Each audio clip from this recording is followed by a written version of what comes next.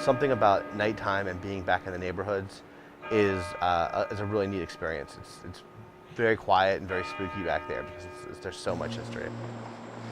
People always talk about the spirit of Annapolis. And when you're here on like a rainy night when the streets are empty and you go back into the neighborhood, you can literally feel the history, and it's a pretty neat experience. I think that's really lends itself to what we do. I was not at all interested in ghost tours. I thought ghosts were an interesting subject, but I wasn't really interested in the tours themselves. We were on vacation in Charleston, South Carolina, sitting having breakfast, and somebody had left a bunch of promotional advertisements on the table. My wife was flipping through these cards and started reading one and said, "Oh, look, a ghost tour, doesn't that look fun?" And my first response was no, and I said, "Well, I guess we don't have any plans, so all right, if you want to do it, that's fine." So I called and made the reservations, and we actually went and had a really, really good time. I wondered why we don't have that in Annapolis. I checked, and sure enough, we had nothing, so I started doing research, wondering if there was or wasn't even any basis for a tour here. There were so many stories and so many legends and so many tales. It was like, wow, how has nobody really done this? We always start at the Maryland Inn. Then we try to work our way around the church circle, over to State Circle and hit the State House grounds, and then back, depending on what's going on and weather and other things, we'll go back into the neighborhood.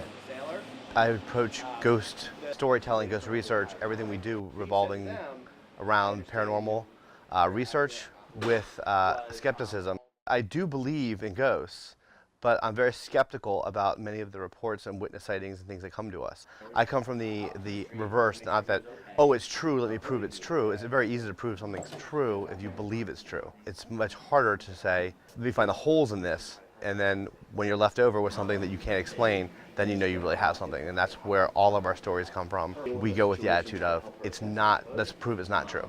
And then when we can't, it makes it onto the tour.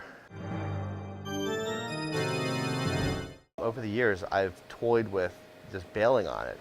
There's been several times over the past 11 years where I've literally just sort of let it run itself on autopilot, because I've worked full time as well as doing this. Up until about 3 or 4 years ago, I was working full time and running this company.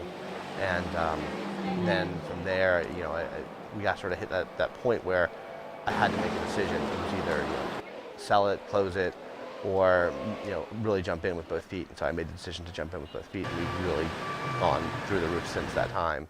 That's the Carroll family, like Carroll County. Charles Carroll, who was one of the pioneers of the Declaration of Independence, that's his family. That one over there is Governor Bladen, like Bladensburg.